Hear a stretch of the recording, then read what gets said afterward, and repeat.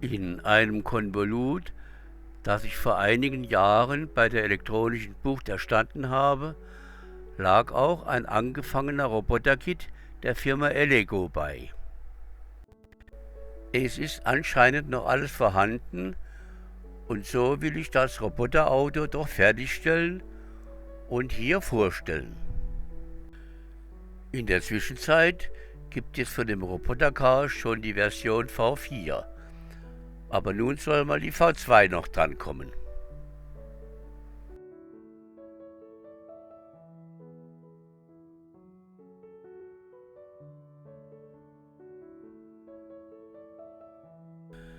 Zuerst habe ich alles, was zusammengebaut war, wieder auseinandergeschraubt, die Papierschutzfolie an den PVC-Platten entfernt und von vorne angefangen.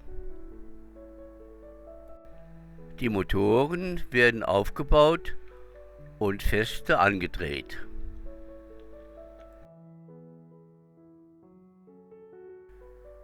Der L298 ist aufgebaut. Dabei sollte man darauf achten, noch eine M3er Schraube zwischen L298 und der Bodenplatte zu setzen. Das fehlt in der Anleitung, sollte aber gemacht werden, damit der Treiberbaustein nicht beschädigt wird. Und das sollte man auch bei allen anderen Modulen machen, um Beschädigen zu vermeiden. Die Verbindungskabel der Motoren werden in den L298 eingesteckt. Das ist nicht schwer, wenn man sich an die Anleitungen hält. Die 3 Linienerkennungsmodule werden montiert. Sie sind durchnummeriert und werden auch in dieser Folge eingebaut. Bevor ich nun den UNO und das Sensorboard einbaue, löte ich noch die fehlende Steckbuchse für das Bluetooth-Modul ein. Ich schraube dann den UNO R3 mit der zusätzlichen M3er Schraube zwischen UNO und Grundplatte fest. Dann stecke ich das Sensorboard auf dem UNO-Modul fest. Als nächstes wird mit 2 M2er Muttern der Infrarot-Empfängersensor auf 15 mm lange Abstandshalter montiert, die dann weiter von M2er Schrauben von der Unterseite her befestigt werden. Nun geht es zur Kraftquelle des Roboterautos. 2 3,7 Volt Lithium-Ionen-Akkus versorgen unser Gefährt mit der nötigen Kraft. Das Gehäuse wird mit 4 10 mm langen, Achtung, Kreuzschlitzschrauben befestigt und danach die Akkus eingelegt. Der Stecker wird in den UNO eingesteckt und der Schalter vorerst auf Aus eingestellt. Zum Laden der Akkus liegt dem Bausatz ein eigenes Ladegerät bei.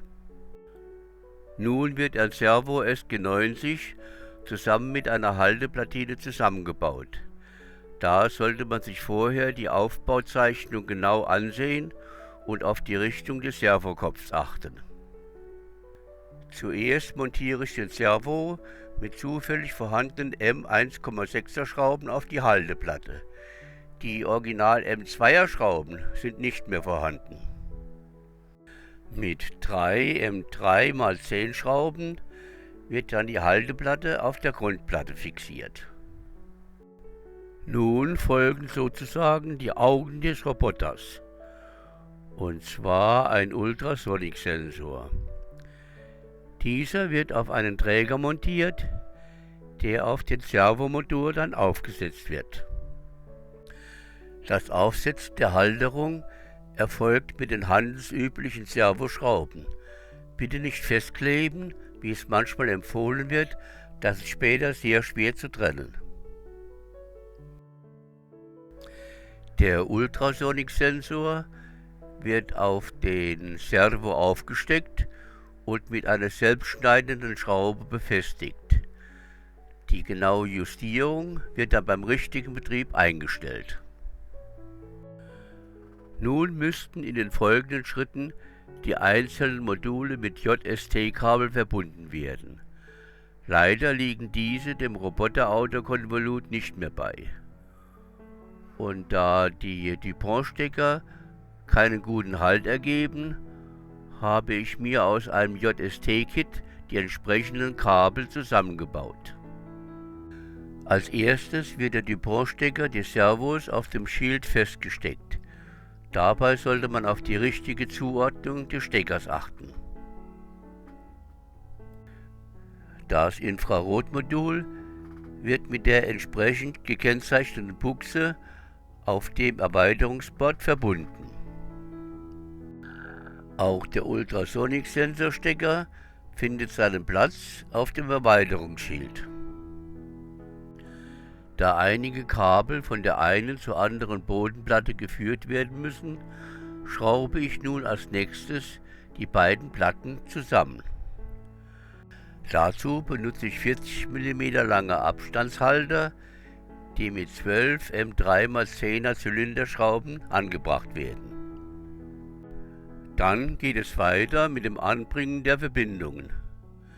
Der sechspolige Stecker vom L298N wird in die entsprechende Buchse auf dem Erweiterungsschild gesteckt. Den Abzweigstecker der Stromversorgung habe ich schon vor dem Zusammenbau der beiden Bodenplatten auf der Platine unten aufgesteckt. Nun werden die Stecker der Linienerkennungsmodule aufgesteckt. Die Module haben eine Nummerierung und ich hoffe, ich habe mir die dazu passenden Kabel ausgesucht. Für dieses Modell habe ich noch eine Bluetooth-Buchse eingebaut. Da ich nicht sicher bin, ob meine Konstruktion richtig ist, werde ich diesen Sensor erst später einstecken. Überhaupt soll der Bluetooth-Sensor beim Hochladen des Arduino-Codes entfernt werden. Der könnte den Upload stören. Bevor ich nun die Räder anbringe, werde ich noch den Kabelsalat etwas ordnen und mit Kabelbindern fixieren.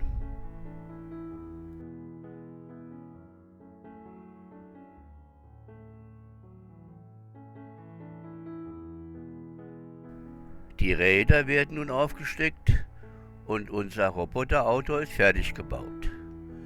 Nun kann es ins Fahren gehen.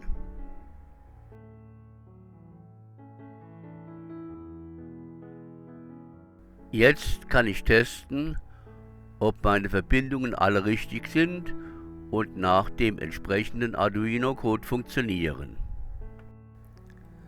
Als erstes teste ich die Räder auf der rechten Seite.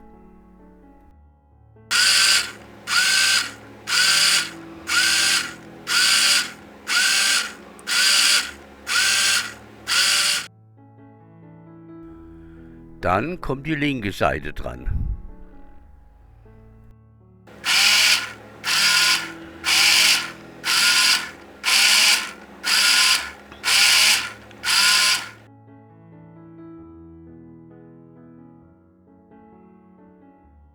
Jetzt wird mit allen Rädern vorwärts und rückwärts gefahren.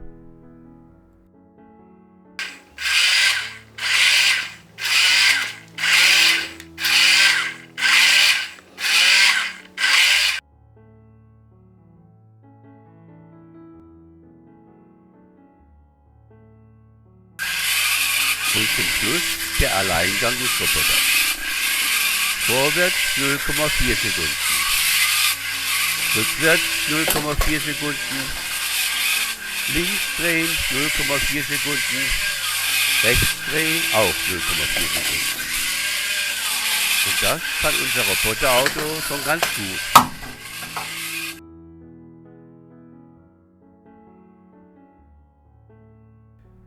Wie schon früher erwähnt, musste ich zuerst die Erweiterung V5 vorbereiten und eine DuPont-Buchse einlöten.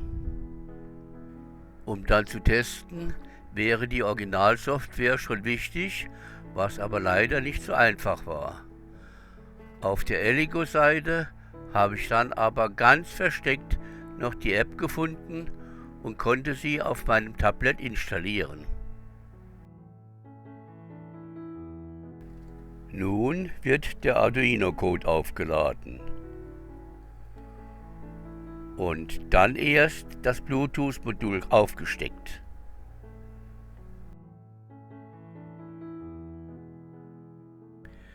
Ich habe dann mehrere Bluetooth-Module ausprobiert. Automatisch erkannt wurde kein Modul. Das Bluetooth-Modell HC06 wird im Tablet erkannt, aber verbindet sich nicht mit der App. Das Bluetooth-Modul HM10 verbindet sich auch nicht automatisch mit dem Roboterauto. Aus der Liste links kann dann aber das Modul ausgewählt werden und funktioniert dann auch. Mit der Rockersteuerung habe ich zu wenig Übung oder sie funktioniert nicht richtig.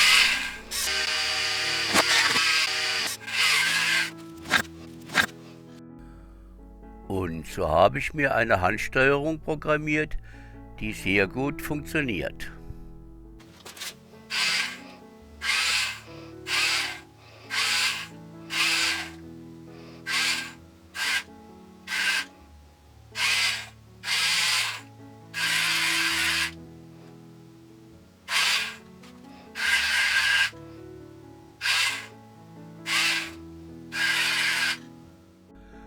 Auch der Ausweichmodus und die Linienverfolgung könnte über die App gesteuert werden.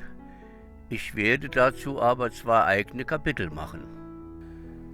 Im Handbuch vorgeschlagen ist das Bluetooth-Modul mit der Bezeichnung HC8. Das habe ich mir nun bestellt und werde es auch noch ausprobieren und dann eventuell am Ende dieses Videos davon berichten.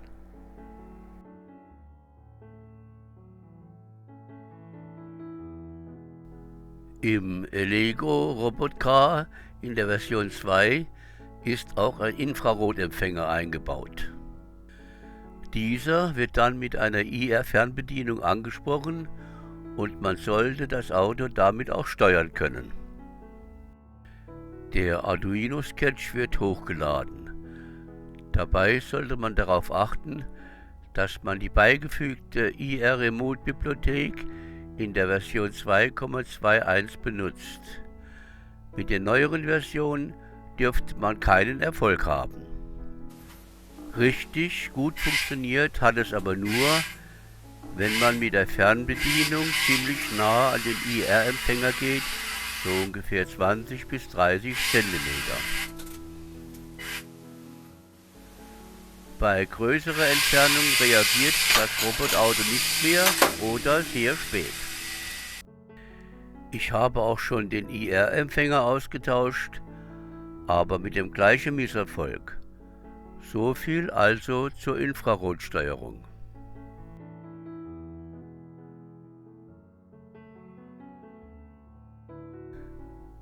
Die Vermeidung von Hindernissen ist ein typisches Beispiel für Funktionsweisen von Robotern dieser Bauart. Und dazu benutzt man einen Ultraschallsensor. Dieser sendet ein Signal aus und empfängt dann wieder ein Echo davon. Und daraus wird dann ein Abstand berechnet. Aus Versandkartons habe ich mir einen kleinen Laufstall gebaut, in dem mein Roboterauto dann üben kann. Dazu muss ich aber noch den Arduino-Sketch laden und aufspielen. Es kommt immer wieder zu kleinen Zusammenstößen, aber im Prinzip ist das System ja verständlich.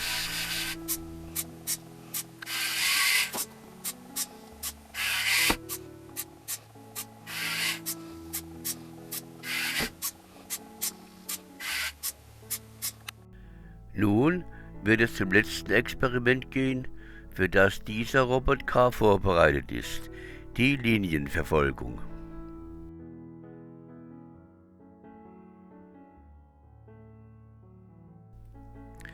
Es ist schon etwas mühselig, einen Laufkreis aus schwarzem Band aufzukleben oder auszumalen. Ich habe in meiner Sammlung ein paar Beispielrouten, die ich mit meinem Roboterauto nachfahren will. Also erstmal wird der Arduino Sketch aufgeladen und dann der Roboter auf die Rennbahn geschickt. Verantwortlich für die Linienverfolgung sind 3 Infrarotsender und Empfänger-LEDs, die den Unterschied zwischen hellen und dunklen Spuren auswerten und die entsprechenden Motoren ansteuern. Die Empfindlichkeit der Sensoren kann mit den kleinen Potties dann eingestellt werden. Die erste Vorlage ist aus einem älteren Mindstorm-Kasten und funktioniert einigermaßen zufriedenstellend.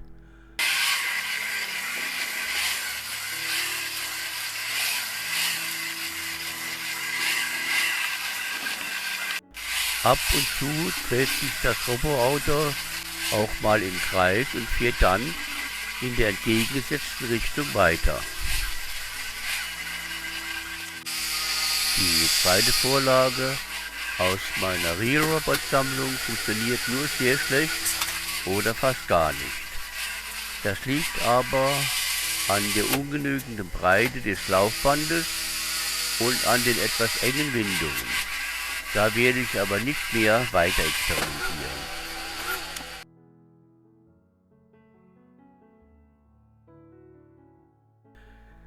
In der Zwischenzeit ist auch das Bluetooth-Modul HC08 eingetroffen. Und bevor ich das Modul einstecken kann, muss ich mir erst noch einen kleinen Adapter bauen, der mir die Pins RX und TX vertauscht. Nun kann ich auch zeigen, wie sich mit dem richtigen Modul eine Verbindung sofort aufbaut.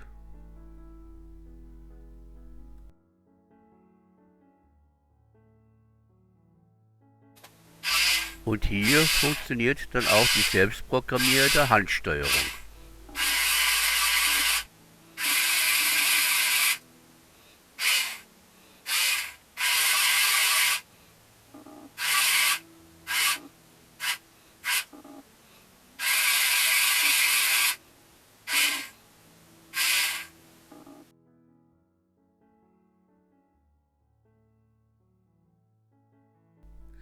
Nun sind wir am Ende dieses Videos angekommen. Schön, dass Sie dabei waren und schön wäre es, wenn Sie auch beim nächsten Video wieder dabei sind. Im Saarland gibt es ja nicht nur die Saarschleife oder das modernere Polygon. Wir haben noch anderes anzubieten, so zum Beispiel aus meiner Heimatstadt Homburg, die größte Buntsandsteinhöhle Europas. Tschüss und Salü aus Homburg.